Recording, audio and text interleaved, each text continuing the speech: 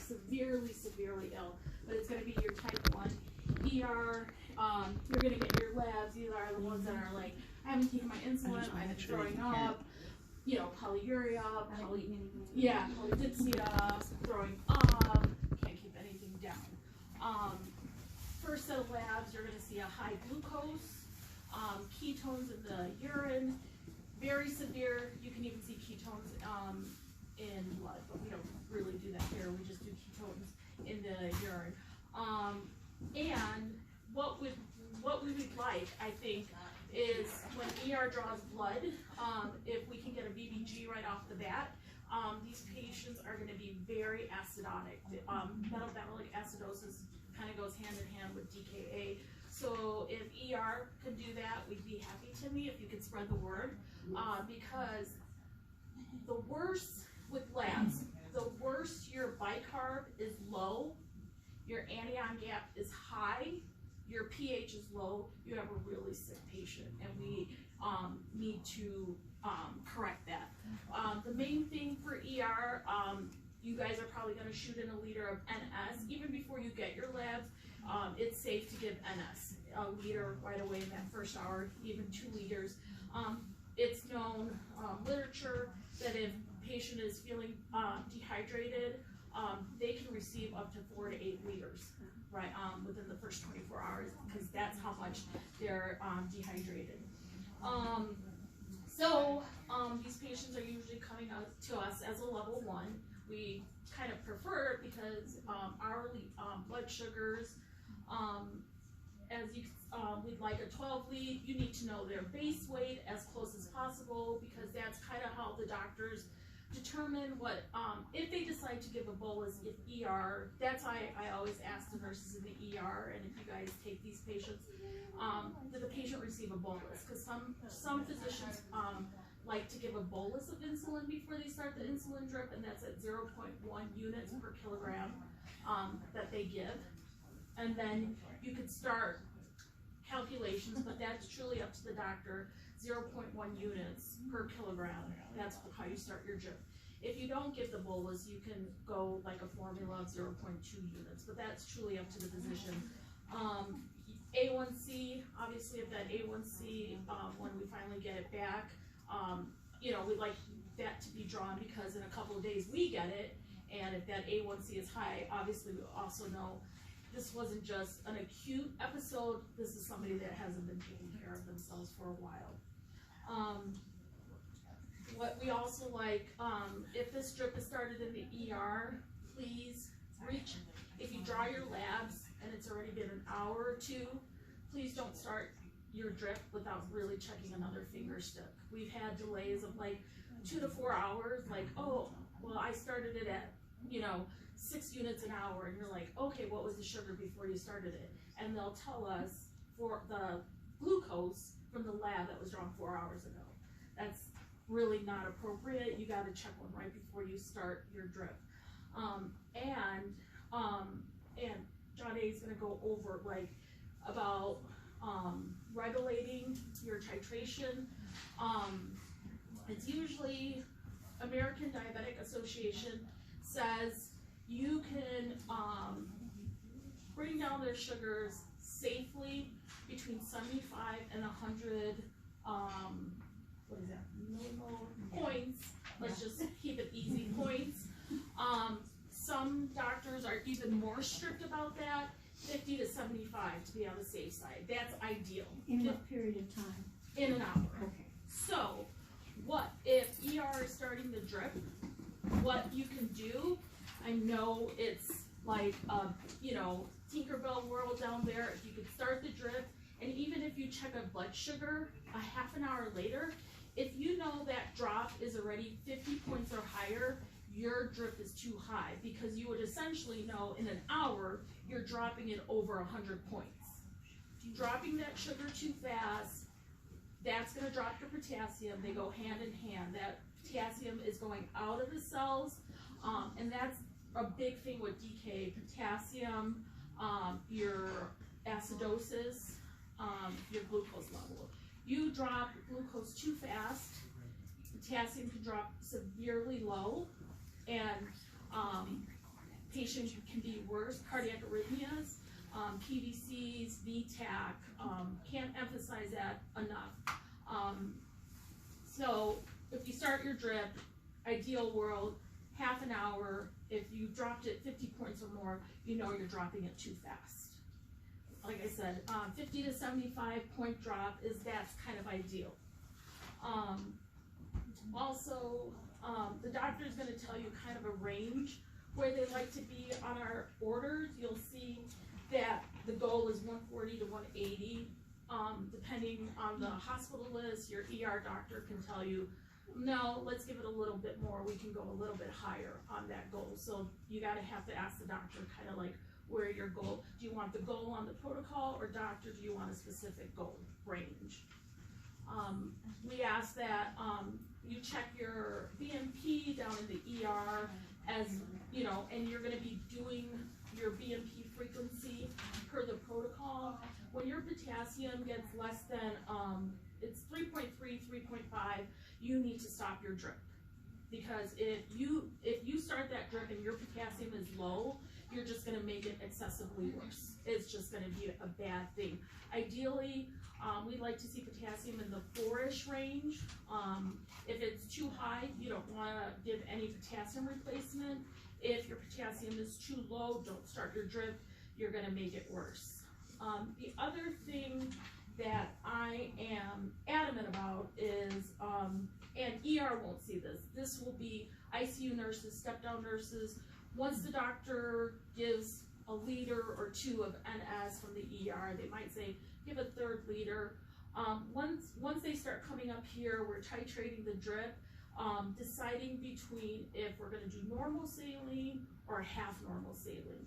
Because with DKA, you're known that it can affect your sodium, so you need to have a formula, and it's in our red book, in our cheat book, but this is, if you guys want to write this down, because you want to tell the doctor when they're ordering fluids, when you're kind of controlling those fluids, or you're going to give NS with potassium or half NS with potassium, you want to ask the doctor, you know, this is the corrected sodium, because that will help them decide if they're going to pick the regular normal saline or half normal saline. So it says you add 1.6 for every 100 milligram per deciliter of glucose over 100. So I have my example down here that, let's just say hypothetically, sodium on the labs was 130. Sugar was 800, and yes, we do see people with sugars at 800s. So you would take 1.6 times 7, because it's anything over that first 100, so it's 800, so it'd be 7, and then that equals 11.2. So then you take the original sodium of 130 plus 11.2, so your actual corrected sodium is 141. It's not 130. So just a quick reference, if your sodium is less than 140, your corrected sodium, more than likely the physician is going to order NS, regular normal saline. If it's corrected, meaning normal to a high, you're probably going to go with the half normal saline.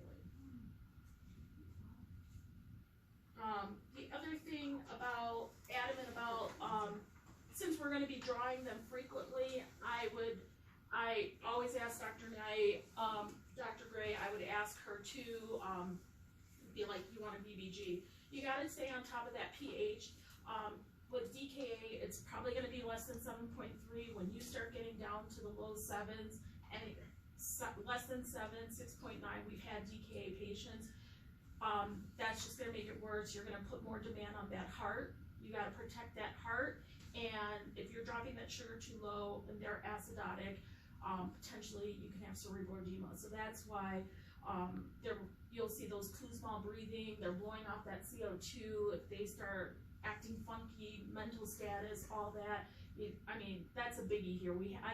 Since the 5 years I've been here, I haven't seen cerebral edema, but it can happen, and it's even worse with peds. I mean, not that we take too many peds with DKA here, but those are the biggies. You want to protect that heart from cardiac arrhythmias, and you want to protect that brain from cerebral edema. No, that's great. The DKA though, like you have to think about it, though. So it's about fluid shift. So when she's like saying like watching the potassium, watching glucoses, we're giving the patient insulin. So what we're trying to do is drive the glucose back into the cells. The potassium also follows. So that's how you're going to have these shifts. And when it comes to cerebral edema, so when you drop, most physicians, and it's very rare, but it still can happen, and I've seen a couple cases, is when you drop it so significantly, like go from 800s down to 400s to 200s within a couple hours, you can actually cause cerebral edema, especially in younger patients. And it's because those fluid shifts, when you push all the glucose, the potassium, water, all follows into those cells, so then they swell, and that's what can cause cerebral edema. You see it more in kids is because in adults we're losing brain mass just as we age, and so kids, and especially even young adults, they don't have that room to gauge. So that's why fluid shift, yes, you always have to worry about what types of fluids, the potassium, and then even when it comes to the VBGs and the pH under 6.9 with acoustic breathing, they can easily decompensate, and so that's where you need to be calling them a physician, especially if you see that pH even drop on top of the insulin, because they could easily be intubated. But definitely the fluid shifts is how I always think about it, and the potassium is always going to follow the glucose, so that's what you have to remember. So when you start seeing that potassium drop, either you'll ask them for a replacement, or they'll put potassium in your liter. They'll order the 20 a K or whatever in your liter bag. Also, look at your osmolality. If you want to be careful with that too. If that is those abnormal, that's a red flag too. For ER, probably won't see this because they're probably up here already. Once your sugar, and you're checking it every hour, if you think you need to check it more often than that, you can do the half an hour, but once they're up here on the drip, we usually do it every hour. Once you get to a glucose reading of 250, like finger stick, you're going to be changing your fluids. That's when the doctor will decide, and it's still like dextrose plus normal saline, or dextrose with half normal saline with that corrected sodium formula. So when you get to 250, be sure that the physician knows, and you're going to put some dextrose, because we don't want to bottom them out either. And like I said, to me, that's probably, they're going to be up here already. Unless there's some delay, just let them know that 250, we need to start some dextrose. Okay. But, and that's how kind of you're doing that, and you're checking your labs and any other labs that the doctor wants. And now John A is going to go over the algorithm, because it's a lot of math. It's kind of, yeah. It is kind of confusing, but if you follow it, it's not too terrible. One thing I did want to mention though is I know that the last 2 DKA patients that we had, she preferred us to do the iStats because the glucometer was not, we weren't getting the same number on the iStat as we were the glucometer, so she wanted anything over 250, she wanted done on the iStat, so we had a more accurate reading. And that's also something I wanted to mention, which I'll just do that real quick. On the policy, it says anything over 400, we're supposed to do a venipuncture. However, it's taking us like an hour to get it back. So I'm wondering if we can switch that to the iStat. I mean, it took us like 45 minutes to an hour. I think the iStats are fine, but like especially with just because there is this really, like you saw, like with the glucometer, it wasn't even like close to like what the actual glucose was. And so above the 400s, I think those first few though, you should try to get venipuncture. And then if like we can't, then I would move to iStat. So I wouldn't take the venipuncture out of the policy yet. Well, I talked to lab, and they said unless it's over 400, the iStat should get that reading. It should. Right. Yeah. So I just okay. What is an iStat? Yeah. Oh. Yeah. It's just a little bit fat. I don't know how to explain it. Well, how are you getting it? It's so the lab comes up and draws it. They do it just like a lab draw, but they can. It's almost instantly. It takes like 45 seconds, and then they can give you a reading right away, rather than having to go downstairs and do it through the lab and all of that. So it's almost immediate. So it's like a glucose. whatever they bring with you or with them is done at the bedside then. Yeah, it's Yeah. point of care testing. Yeah. They do it for newborns all the time. Yeah. Cool. In the OB. We just don't see it, so Yeah. we're like, Right. we're all okay. Oh yeah. We should good. Yeah. Right. So. But if it's taken an hour for them to come and do the venipuncture, that's a problem. Well, and So- it's not taking them, it's getting the results. Oh, Is what's taking results. so Well, long. the results Okay. take time. Okay. So, alright, Hmm. so, like I kinda said at the beginning, the hospitals should be filling out this first section, so you kind of have a guideline of what orders, to follow. And Dr. Gray's really good about putting all the blood sugars and all of that in as well. So, I don't really know how to do this without, I'm gonna show you kind of an example that I have. So, I think I need 2 copies of each.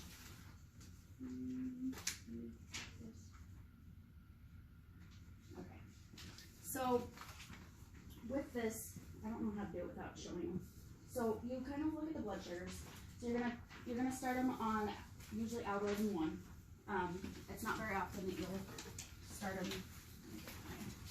And that's the third page of the book. Yeah, sorry. And so you're gonna be on page 3 and then Yes. your. The last page. The last page. Yeah. That's what. So what you're gonna do is you're gonna start them in algorithm 1, and usually, so for example, my patient that I had, we started on 8 units, and then I checked the blood sugar in an hour, and then whatever that blood sugar was. So you look at the last page, the little bubble page. So for instance, blood sugar is 388. Patient was in algorithm 1. So you're gonna look at this, is blood glucose in range?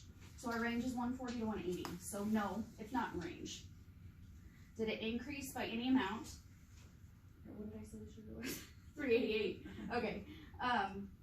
We'll say the first sugar was 320. So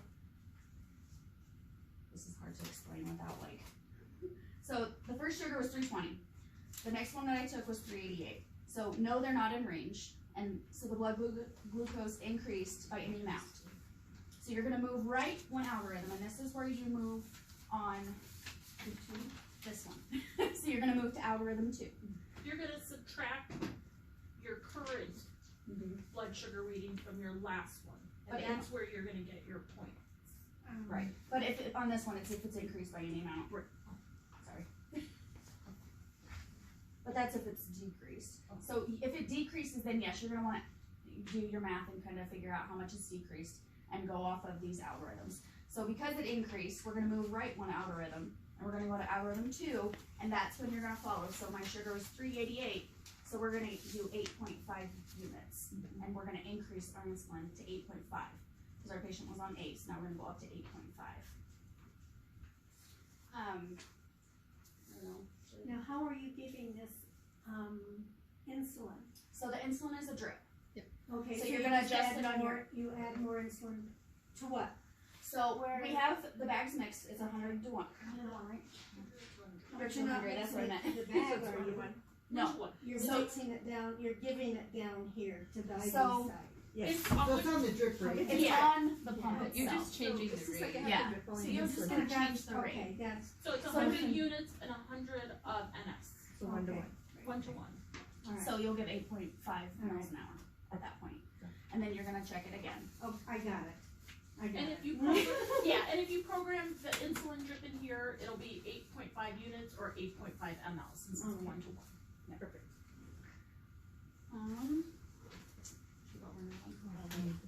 Alright, so on this one, let's see, blood sugars. I'm not gonna go with that.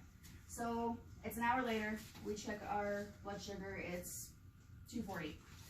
So we were at, what did I say? 388. I need to remember what I'm saying, 388. Thank you. Minus the 240. Right, so you're gonna do 388 minus your 240, which is 6120. Yes. Okay. That works. It's over 100.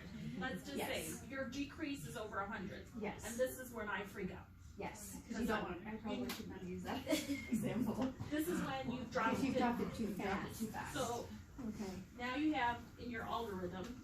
Hey, thanks. All right. So with that, I'm terrible at Then explaining you gotta this. go back to the left. So it's still not in range, but it decreased greater than 75. So you're gonna move, yes, you're gonna move left, and you're gonna match it with the blood glucose that's in algorithm 1 now. And because it decreased by so much, you're gonna check it in 20 to 30 minutes. Because it decreased so quickly. So you wanna make sure you're checking it more frequently and not waiting that full hour. Okay? Because if it dropped 100 and, what did I say, 120? 120 in an hour, more than likely it's gonna drop quickly, even in a half hour. So you wanna make sure that you're on top of those blood sugars and it's not dropping even more quickly. And if you shifted back to algorithm 1 and it falls without, out of that range of greater than 360, that's when you're calling the doctor and saying, this is what it was before, this is what it dropped, I shifted back to algorithm number 1, but I'm not in my range, what would you like me to keep my drip at? It says, because greater than 360 is 5 units, but sometimes they would wanna maybe give a little bit more. But you can do 5, or I would call and say, this is kind of what's going on. So it's just like doing your decrease, more than likely you are gonna see a gradual decrease, and that's kind of like you're jumping algorithm 1, 2, 3, back down to 2, to 1, back up again, and that's why you're checking it every hour, and maybe every half an hour. And it's very important that you have both of these, because if you don't have both of these, there's no point in even following this at all. I mean, really, because this is going to tell you which algorithm you're going to. So we've got a sugar of 294, we stay in algorithm 1, we're not benefiting our patient and we're prolonging their care, because they're going to be on the insulin drip forever to get them down to where they need to be. So that's why it's important to follow and make sure that if you get one of these, so say you float over here and you get a DKA patient that you have to co-sign with, and this is where I would really like to everybody to know this, is because if you come over here and you're co-signing on this and it's not being done right, because you're just like, oh, well, they know what they're doing, they're trained, they know what they're doing. I mean, you're co-signing on that. That's your signature. And if something were to happen, I mean, ultimately, both of you are at fault. Yeah, it's not just going by these numbers. It's doing your increase or decrease. And you can, like, and if you might go hours staying on algorithm 1, and that's okay too, but it has to correlate with your increase, decrease. If you dropped it too much, you have to, and there's certain times when you do have to stop your insulin. You have to hold it. And at the same time, knowing that your sugar is dropping, please look at your potassium. And make sure you're changing the fluids as well. Right. You want to keep them on an NS if there's, and an insulin drip if their sugar is 140s. Right. Yeah. The doctor might also ask with the phosphorus level, and that's with the original CMP.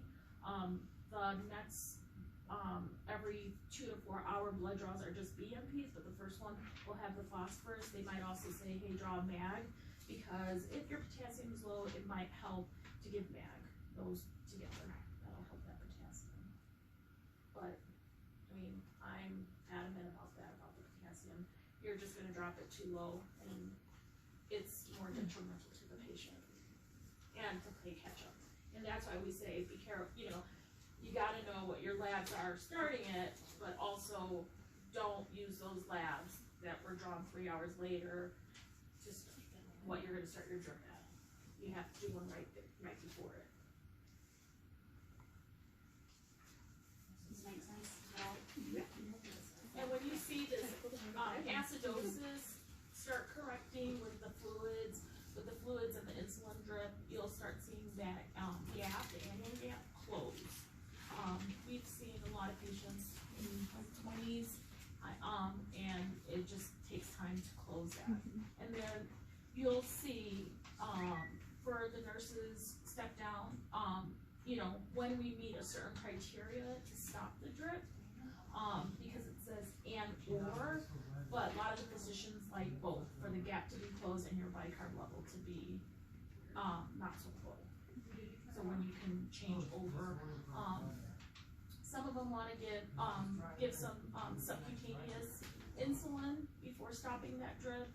Others, I've had other doctors say, just keep it at the lowest rate all night, and then we'll decide what kind of sliding scale, what kind of insulin they're gonna order for that patient. Fluids, if they're puking, obviously they're not gonna get anything to drink. Ask for Zofran or Phenergan. If they can't tolerate, ask the physician if they can have at least some ice strips or something. But usually these are our pukers that cats food everything down. Any questions?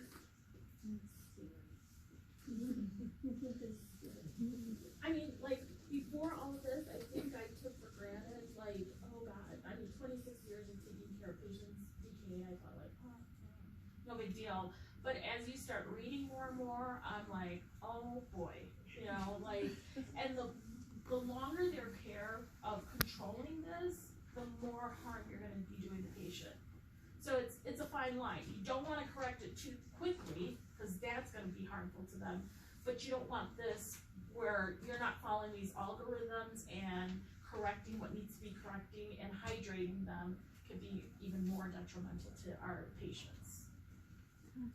And just remember, you're not going to have control on how the patient's going to react to the fluids and the insulin. So there are some, I usually see young 18 to like 24-year-olds where it's usually they've either been drinking or like had some sort of GI bug, and so they've been puking. So once you hydrate them, they're going to quickly respond, and so you'll watch that their glucose is just dramatically decreased. And yes, like we do need to come back on the insulin, but sometimes even no matter what you're doing, if you're doing the algorithm perfectly, they're going to still drop, and it's okay. But you just really, though, if it does drop even by like half, make sure you're looking at the algorithm, and if you need to cut back on the insulin.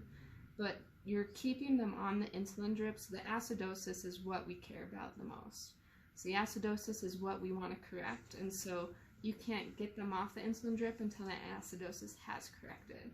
So that's when we change. Once we get them in the 200s, we add the D5 to either your half normal, which is usual, and then with your potassium or whatever fluids you're doing, but you're going to probably keep them on for hours, or sometimes it could even be a couple days, but it's not until the anion gap closes and your bicarb is above 18. That's what most of the hospitalists use here, and that's pretty typical nationwide. But the acidosis is what we're really trying to correct with the insulin drip and the fluids, and you can't get them off the insulin drip until that has been done. Like I said, the ones that are really bad, they're going to be stuck anyway for frequent BMPs, so it would be nice to have, you know, they have the blood there, lab has the blood there to run a BUG, because that's where you're going to know about your pH, yep, how bad your acidosis is. Any questions on the bouncing around algorithm stuff? But that's where people, we still like always have to double check each other, like, what was it again? And I'll go over it sometimes like 2 or 3 times before I'm like, okay, that's what I want. And if you like ever do like have questions, or it's not making sense, or something's wrong with the drip, just always call the like hospitalist if you need something, because usually with like if I ever have a DKA patient, I usually stay up here, or I'm like watching it closely, just because I know it's really time consuming, especially when you have a tons of patients, especially on the floor. So you always call if you guys have questions or concerns. Timmy, since you're our nurse here, we would like, I mean, this is like continuity of care. Yes. If we'd like this to be started in the ER, because then we can continue what you guys start. Mm-hmm. But I know some of the physicians down there are like to say, like, just start it at this rate and get them up. But if we can do this, be all on the same page, that would be awesome, because then we're not going from, oh God, they came up here on 8 units, and then we check a sugar and we're dropping it by half already by the time they get up here. So. And I know you said that some of the doctors down there don't like to go off of this, but usually if they're getting admitted to the floor, I mean, if you see one of the hospitalists down there, be like, hey, I'm gonna fill this out. Oh, usually we have to hand it to them. Yeah, right. And most of the time they'll fill it out for you. Right, if you know they're going to be admitted, Right. You know, Dr. Gray, Dr. Knight, or Neiman, or Schwartz, you know, just be like, hey, Hey, I'll got this pull for the you. protocol. And it's the but it's the one that is approved from June of 2019. If you see any old ones around, just please pitch them. This is the latest one, and it's on policy stat if you need to print up one individually. When you guys get a DKA person up here, call over med search once you get them kind of stabilized and let us come over. That'd be awesome. Yeah, Yeah. And let us come and work see. with you so we can see what you're doing and. And that's why we did the training, because before you guys float over here all the time. Like, it's not fair to not let you guys see what they're doing. Yeah. And usually, I mean, like I said, they should be admitted to level 1 for our protocol. Sometimes some of them are putting them as step down. Yeah. But it's, you know, because you have to be vigilant about getting that blood sugar on the hour, On the hour. whether you have a CNA or not. So when you say adults, is this anybody over 18. 18? Oh, 18, okay. Yeah. I think the only diabetic pediatric DKA patient I had was Dr. Yeshler had one, and we were gonna admit it up here, but we really didn't have a protocol for them. So he was gonna write his own thing, but actually he was able to do some correcting of that pediatric patient, and he ended up sending that kid home. Because I've had a few older than 18, and that was the discussion, is it 13 and older adults or 18 and older? So Yeah. 18. Yeah. Yeah. It's just like with how we're like certified, it's 18 and older Okay. for internists. Okay.